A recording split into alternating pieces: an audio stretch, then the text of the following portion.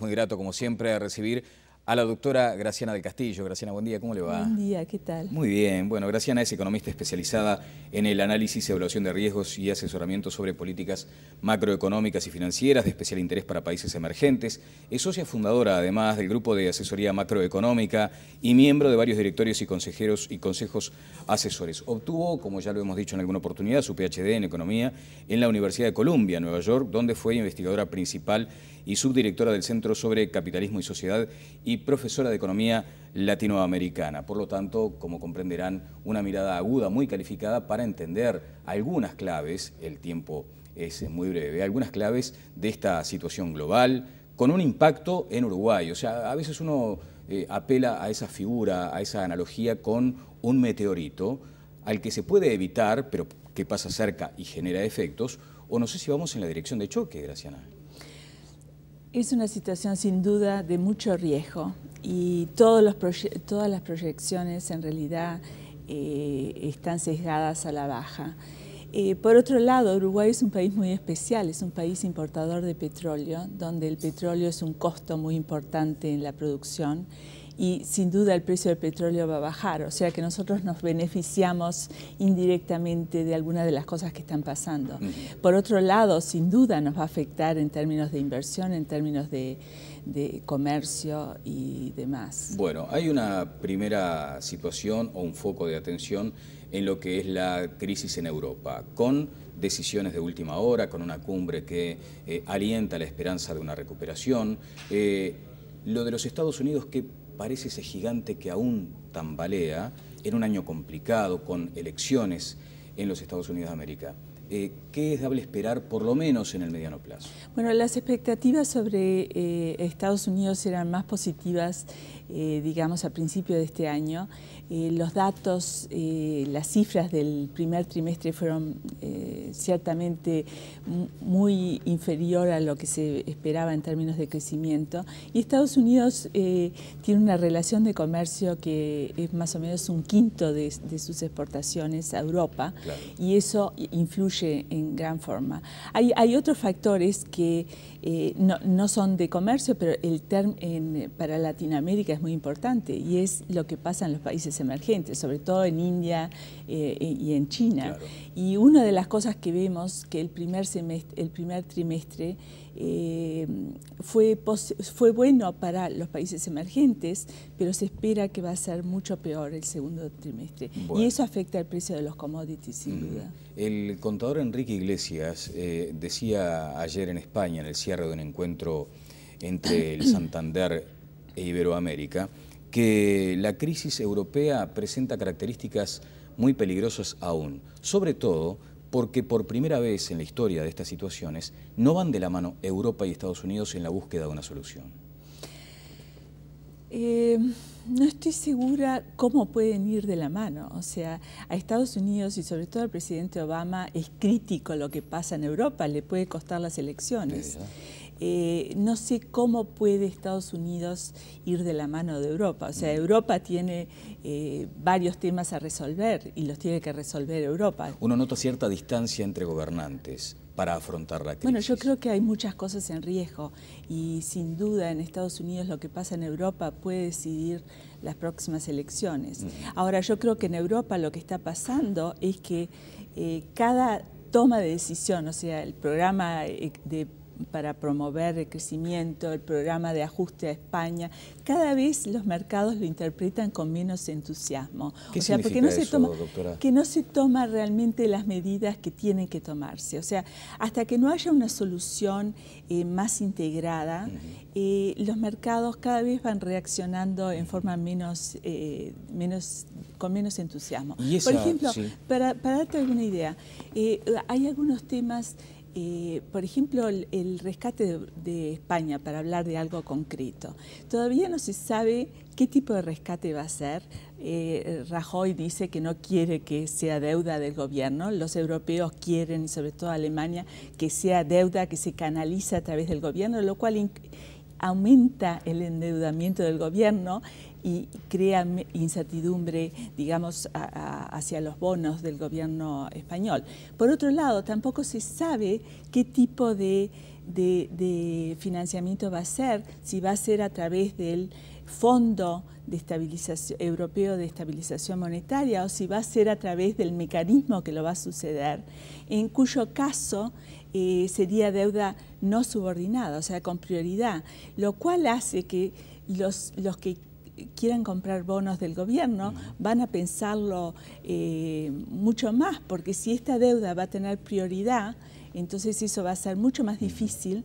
Ya los bonos de España tienen un interés altísimo, va a ser mucho más difícil que se puedan vender. Sí, ya están bajo esa calificación de bonos basura, ¿no? Que es para cualquier país algo inquietante. El secretario general iberoamericano, volviendo sobre Iglesias, también mencionaba la imprevisibilidad. Usted también lo ha dejado al pasar. O sea, no hay como una medida integral que diga, bueno, vamos con este rumbo. Es probable que esté aconteciendo eso, lo que sería gravísimo. Yo creo que hay una gran diferencia entre los países en Europa. O sea, por un lado tenés a Alemania, tenés a Holanda, tenés países que tienen unas economías fuertes. Lo que hay que pensar que Alemania, por ejemplo, fue el que más se benefició de los rescates a Grecia y a Portugal, claro, a Irlanda y demás, porque los bancos alemanes tenían una gran parte de esa deuda. Entonces, para Alemania es muy fácil decir, bueno, ahora no queremos esto, no queremos el otro. Y por otro lado entiendo perfectamente, o sea, yo fui alumna de Robert Mundell, que fue el que ganó el premio Nobel por todo esto digamos, en cierta forma es el modelo del euro, pero yo aprendí como estudiante de Mundell, lo primero que aprendí cuando hablábamos de este tema era que para tener una unión monetaria, una unión de tipo de cambio, tenés que tener una estabilidad fiscal, tenés que tener una unión fiscal y todo demás. Y el tema es justamente eso, o sea, mientras que los países puedan decidir su política fiscal, es muy difícil tener integración monetaria. Hay que acordarse que los dos países que violaron, digamos, la disciplina fiscal inicialmente fueron Alemania y Francia, que claro, pasaron del 3% que establecía Maastricht.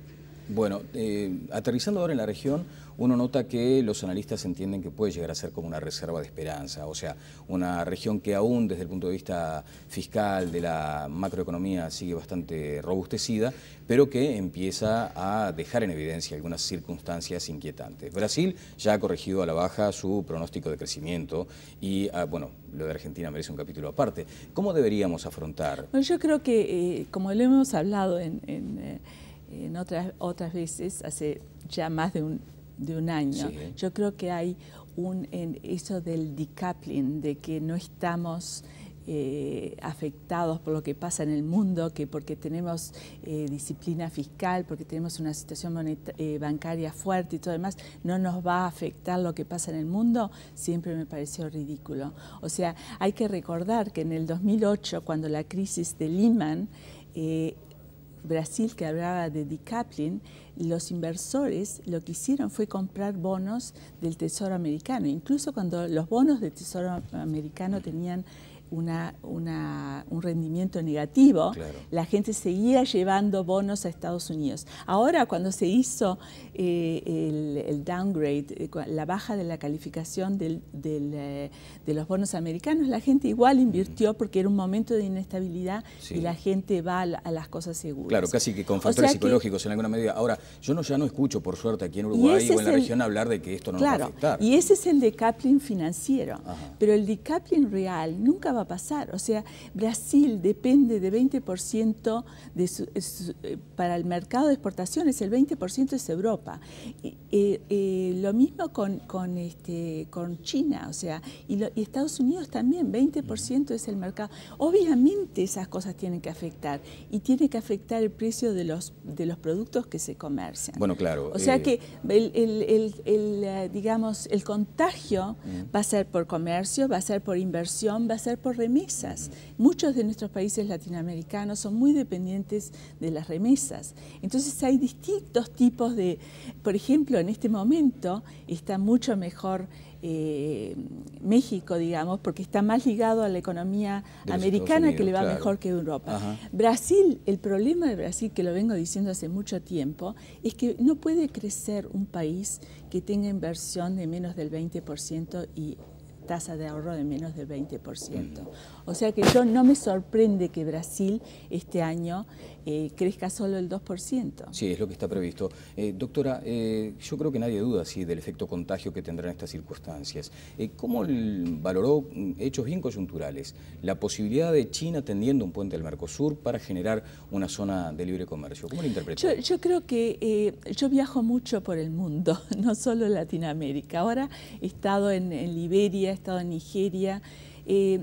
China es un factor muy complicado, o sea, puede ser positivo, pero puede ser muy complicado.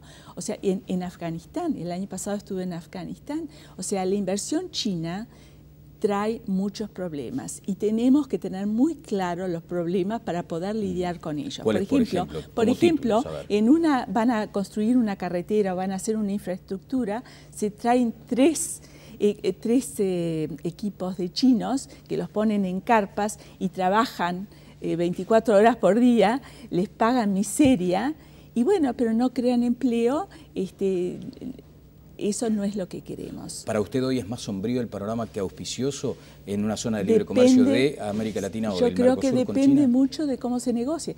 Tú te acordarás que yo nunca fui a favor del Mercosur. Hoy estaba leyendo las declaraciones de nuestro presidente y me alegra que finalmente reconozca que el Mercosur no funciona y no va a funcionar para Uruguay, y menos si se va a Paraguay. Bueno, o sea que yo creo que hay que abrir posibilidades, pero hay que tener muy claro de los riesgos que pueden promover esas posibilidades. Bueno, Graciana, después vamos a ya en el cierre de esta especie de apenas sobrevuelo por la realidad regional, lo de Argentina, con un pronóstico mucho más sombrío, mucho más complicado. Allí lo que falta es plata, digamos, hablando desde el lugar del Estado, lo que hay es muchas demandas. Ahora, de hecho, Argentina está saliendo de un gravísimo conflicto en esa especie de carpa que todo lo cubre, que es el peronismo, y donde hay tensiones sindicales, tensiones políticas. ¿Qué debemos esperar cuando además ha habido ciertamente un conjunto de hostilidades hacia Uruguay? Bueno, yo creo que volvemos a lo mismo, o sea, volvemos al tema de que el Mercosur no puede funcionar.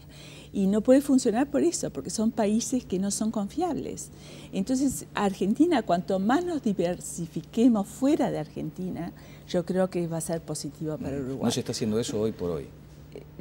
Viste, el fenómeno argentino es un fenómeno muy interesante. O sea, para mí, que la presidenta haya ganado con el 54% de los votos, te dice mucho de lo que es la Argentina. Claro. O sea, que no hay oposición, es un país donde no hay oposición.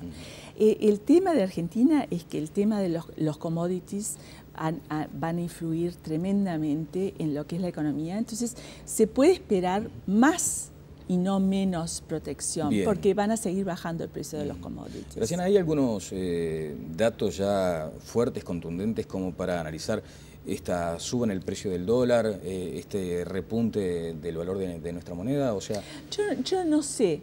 El precio del dólar es un tema muy complicado porque hay tantos factores. Como te dije, por un lado, el hecho de que yo creo que Estados Unidos está en una situación mucho más fuerte. O sea, en Estados Unidos es muy interesante porque las empresas, cuando vos mirás digamos, la confianza del inversor, es altísima en este momento y sigue subiendo, en parte porque se ha hecho un ajuste laboral muy grande, la productividad, por lo tanto, ha subido la productividad laboral, las empresas tienen muchas utilidades, entonces hay mucha confianza del inversor. Y lo que está pasando es que el outsourcing, muchos de los procesos que se habían llevado a la India y a otros países para abaratar costos, los están trayendo de vuelta a Estados Unidos. O sea que yo creo que Estados Unidos está en una situación bastante fuerte. O sea que no veo difícil que el dólar se aprecie vis-a-vis el euro, por ejemplo. Ajá, o sea que debería mantenerse más o menos en este nivel actual. O incluso bajar algo. O incluso acercarse al 1-1, a la paridad. Bueno, le quiero agradecer mucho, como siempre, estos valiosos Daniel, minutos, un gusto, como siempre, y estar con en contacto. Ustedes en Monte Carlo.